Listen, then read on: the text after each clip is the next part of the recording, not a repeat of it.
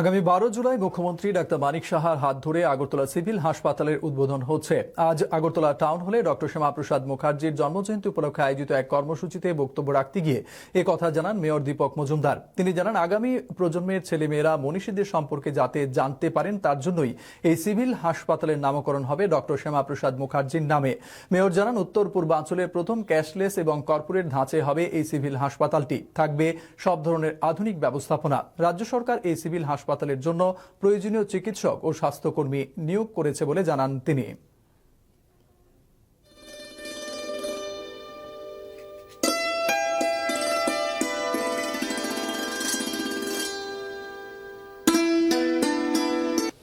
আগরতলায় কাশারিপট্টিতে Agartala civil hospital তৈরি হয়ে আছে। মাননীয় মুখ্যমন্ত্রী খুব সম্ভবত আগামী 12 তারিখ 12 জুলাই আনুষ্ঠানিকভাবে স্বাস্থ্য পরিষেবার একটা নতুন দিগন্ত শহরবাসীর জন্য উনি উন্মোচন করবেন। সেটা হচ্ছে উত্তর পূর্বাঞ্চলের সর্বপ্রথম পেপারলেস হসপিটাল, সবটাই ডিজিটাল সিস্টেমে এবং কর্পোরেট স্টাইলের হসপিটাল করা হচ্ছে। উদ্দেশ্যটা হচ্ছে শহরে যারা স্বাস্থ্য পরিষেবা নিতে প্রয়োজন হবে তারা স্বাচ্ছন্দ্যে এখান থেকে স্বাস্থ্য পরিষেবা গ্রহণ করতে পারবেন। আমাদের জিবিপি এবং টিএমসি হসপিটালে অনেকের যেতে হবে না। এখানে এরপরে সমস্ত আধুনিক সমস্ত ব্যবস্থাপনা এখানে আছে। সেটারও নামকরণের জন্য আমরা গভর্নমেন্টের বরাবর পাঠিয়েছি। Doctor Shyamaprasad Mukherjee Agartala civil hospital নামে এটা নামকরণ করা হবে।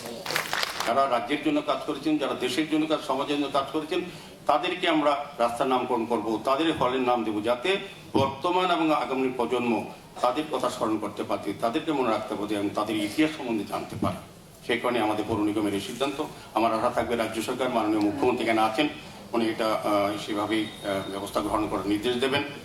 যে এখানে যে একটা হসপিটাল হচ্ছে, আমাদের যে আরবান হসপিটাল, আমি প্রথমে ওনাকে বলেছিলাম যে যা যা ইনফ্রাস্ট্রাকচারের যা যা দরকার আমাদের স্টেট গভর্নমেন্ট থেকে দেওয়ার ব্যবস্থা করবো আমরা।